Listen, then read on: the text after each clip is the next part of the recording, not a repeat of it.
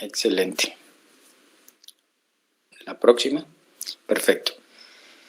Bueno, doctores, cuando hablamos de restricción de crecimiento intrauterino, tenemos que saber que hay unas escalas, conocidas como escalas de Havelock, para determinar si el desarrollo del feto, de acuerdo a la edad gestacional que se presente, está dentro del rango normal o no. Entonces, cuando en base a estas escalas que están en los software de los ecógrafos y eso se hace la determinación del peso y de las medidas fetales y se encuentra por debajo del percentil 10, ya automáticamente estamos ante la presencia de un feto pequeño para su edad gestacional. Ahora, el asunto es saber si está pequeño por algún tipo de compromiso de insuficiencia uteroplacentaria. Y la única forma de demostrarlo es a través de un Doppler de circulación fetoplacentaria. Entonces, por obligación, todo feto que esté por debajo de dicho percentil de crecimiento, se le deberá hacer el Doppler para saber si hay restricción de crecimiento. Entonces, si el Doppler determina que sí, efectivamente hay insuficiencia uteroplacentaria porque hay elevación de las resistencias vasculares, entonces estamos ante la presencia de un feto retardado. La otra condición sería que estuviese por debajo del percentil 13, que automáticamente le da el diagnóstico de restricción de crecimiento intrauterino, así no tengamos en el momento un Doppler para demostrarlo. Entonces son los dos criterios para hablar de restricción de crecimiento. Cuando nosotros hablamos de patologías que generan restricción en el primero y en el segundo trimestre, las modificaciones vasculares que se van a ver al Doppler básicamente son de la arteria umbilical. Y si hacemos un análisis en general, podemos decir que de menor a mayor grado de severidad serían elevación del índice de pulsatibilidad por encima del percentil 95, peor aún la ausencia de flujo en la fase final diastólica y el grado más severo que es la presencia de flujo retrógrado en la fase diastólica cardíaca materna.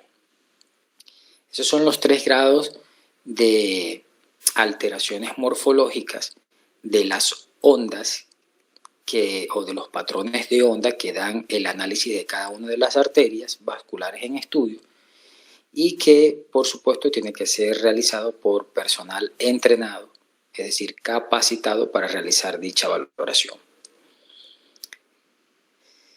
Vuelvo a repetir, entonces, en el primero y segundo trimestre, la arteria que es, vamos a decir, que es la que nos muestra diagnóstico de estas restricciones, es la arteria umbilical.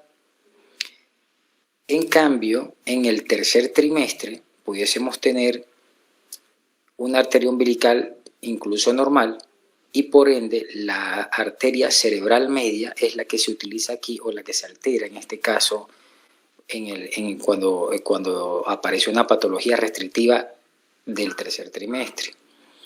Lo otro que puede ocurrir es alteración del ratio cerebroplacentario, que es una relación de los índices de pulsatibilidad de la arteria umbilical con la arteria cerebral media. Entonces, cuando ustedes les pregunten cuál es la arteria que muestra patrones vasculares alterados en una patología restrictiva del primero y del segundo trimestre, tendrán que escoger la arteria umbilical, y si es del tercer trimestre como tal, utilizarán el ratio cerebroplacentario y la arteria cerebral media. Pasemos a la siguiente. Entonces, la restricción de crecimiento intrauterino se puede clasificar como precoz o tardía, dependiendo si la patología que está generando esa restricción afecta por debajo de las 32 semanas o empieza a afectar ya por encima de dichas 32 semanas. Es decir, que si nosotros tenemos una patología materna que comprometa el flujo sanguíneo uteroplacentario en el primero y en el segundo trimestre, va a dar origen a una restricción de crecimiento intrauterino precoz.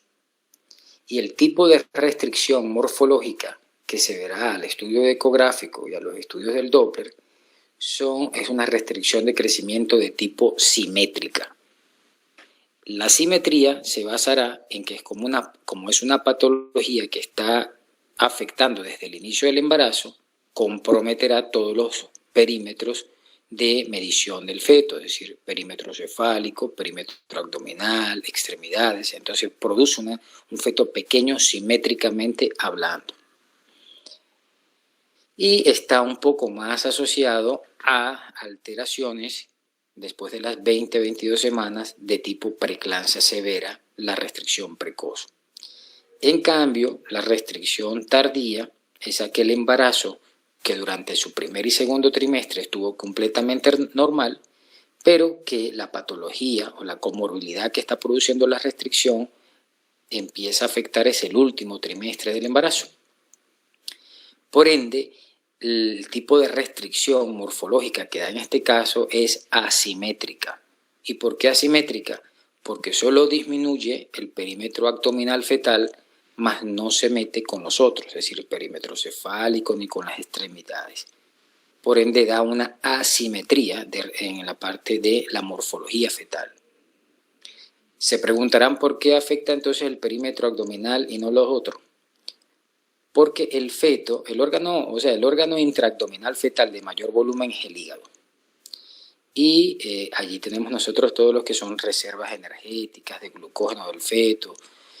Es un órgano que ustedes saben de importancia metabólica extrema, pero que él expone ante esa afectación que lo está alterando, valga la redundancia, ¿no? Y por ende el hígado tiende a disminuir de tamaño cuando empieza a perder dichas reservas energéticas por el compromiso. Y no le da tiempo suficiente a esa patología, ya que está solamente en el último trimestre, de alterar otros parámetros, por ejemplo el perímetro cefálico, donde está el cerebro del feto y que él trata de proteger hasta lo máximo. Entonces es por eso que hay ciertas diferencias o detalles importantes entre una restricción de tipo precoz y una restricción tardía. Además, la restricción tardía tiene menos asociación o menos incidencia de patologías hipertensivas tipo preeclampsia severa con respecto a la precoz. Entonces esas son las diferencias fundamentales entre lo que es una restricción precoz y lo que es una restricción tardía. ¿Cómo manejamos esta patología? Que es lo más importante y lo que quiero que les quede claro en esta clase. Pasemos a la próxima. El manejo se basa en el protocolo del 2018 de Barcelona y básicamente los consensos internacionales que se han realizado siguen siendo o siguen respetando dicho protocolo. No ha salido por ahora otro nuevo. ¿En qué se basa el protocolo? Bueno, en lo siguiente. Si hay una determinación o un crecimiento del feto por debajo del percentil 10, ya sabemos que es pequeño para edad gestacional, siempre y cuando esté por encima del percentil 3, pero por debajo del percentil 10. Les recuerdo que si estuviese por debajo del percentil 3, ya automáticamente es un feto restringido. Pero en el grupo que todavía está entre el percentil 3 y el percentil 10, lo vamos a denominar pequeño para edad gestacional. Entonces, a este grupo habrá que hacerle el Doppler de circulación fetoplacentaria a ver si se demuestra o no si hay algún tipo de compromiso vascular restrictivo uteroplacentario. En el hecho o en la situación de que ese Doppler salga normal, entonces se queda en el nombre de pequeño para edad gestacional, pero no, ya se descarta las patologías de tipo restrictiva fetal. No lo podemos clasificar como un crecimiento intrauterino restringido. Entonces, generalmente, estos fetos son pequeños, pero son normales, no tienen ningún tipo de problema placentario. Y ocurre en fetos de pronto cuyos padres no son de estatura muy alta, o grupos indígenas, étnicos, que de pronto tampoco son muy grandes y por ende dan fetos pequeños pero normales. Entonces, si es así, la sugerencia en base al protocolo es hacer seguimiento con controles de bienestar fetal, bien saben ustedes, a través de la monitoría fetal y del perfil biofísico cada 15 días. Y si dichas pruebas están dentro de lo normal, lo considerado normal, entonces el embarazo se le puede hacer un seguimiento y llevarlo como máximo, como sugerencia de ellos, hasta las 40 semanas de gestación. Es decir, llega a las 40 semanas de gestación porque una vez hecho el diagnóstico, los controles de bienestar han estado normales. Dichos controles se hacen cada 15 días, como les he dicho, y si está todo bien, hasta las 40. Preguntarán, y bueno, ¿y por qué no por encima de las 40? Porque ellos han determinado que aumentaría el riesgo de mortalidad fetal intrauterina. Entonces, todas las semanas que vayamos a ver que son sugerencias protocolares de culminación es para minimizar el riesgo de muerte fetal intrauterina en la condición diagnosticada.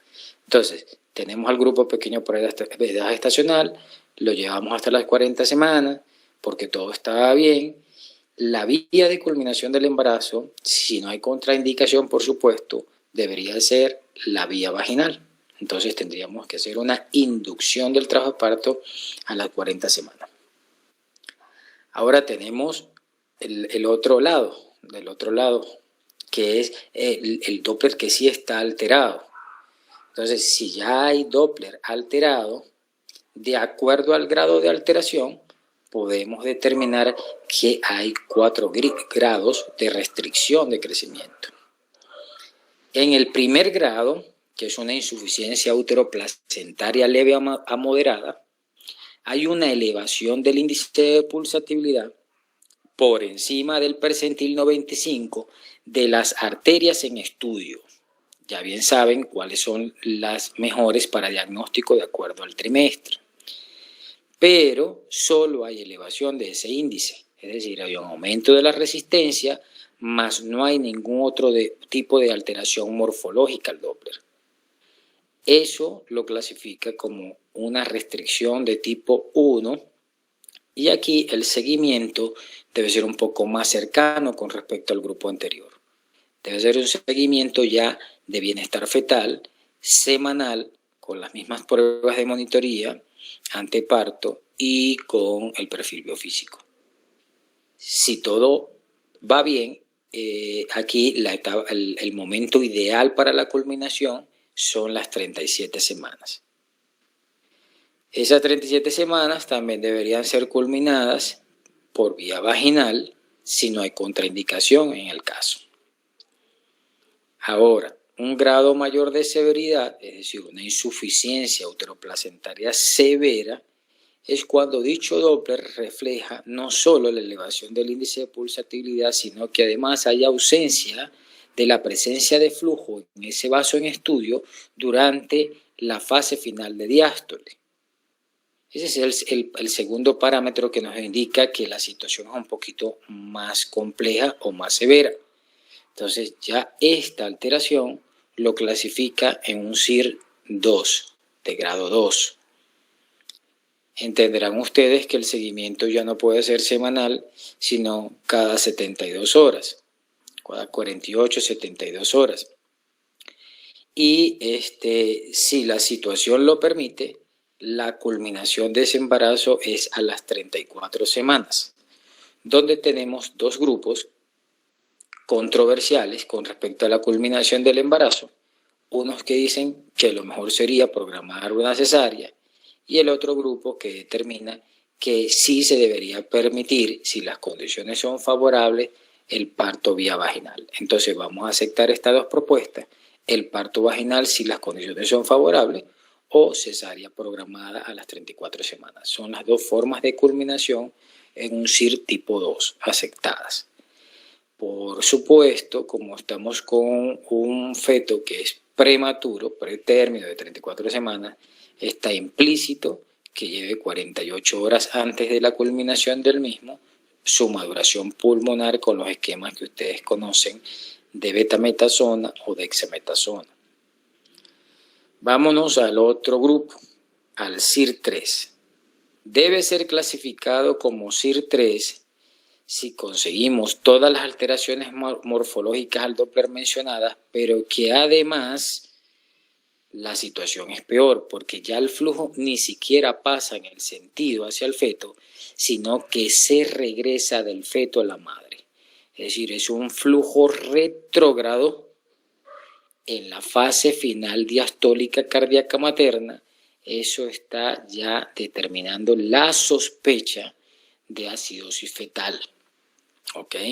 Es decir, estas mismas personas se habían encargado de ver que los fetos que tienen este tipo de alteraciones vasculares, al realizarle sus bioquímicas correspondientes y análisis de pH, etcétera, ya pueden algunos presentar acidosis y otros no. Entonces hay la sospecha de la posibilidad de acidosis fetal en el feto, y aquí la culminación debe ser a las 30. Fíjense cómo vamos de grupos de 40, 37, y las 34, perdón. ¿Dónde está? Estamos en el CIR3, ¿cierto? ¿Cierto? Sí, 30 semanas. Entonces, debe ser culminado por cesárea. Otro de los parámetros vasculares que podrían determinar automáticamente que es un CIR3, incluso no hayan las alteraciones morfológicas de flujo retrógrado, es la presencia de la elevación del índice de pulsatividad 95 en el ducto venoso del feto.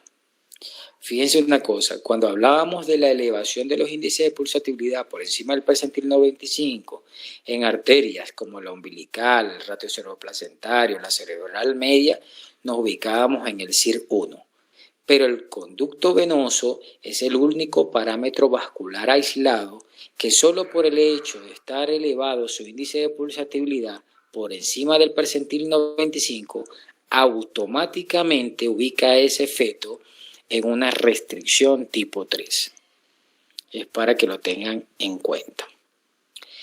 El otro parámetro de valoración se llama el istmo aórtico, pero el istmo aórtico no se utiliza porque el ducto venoso precede a las alteraciones fetales 12 horas antes con respecto al istmo.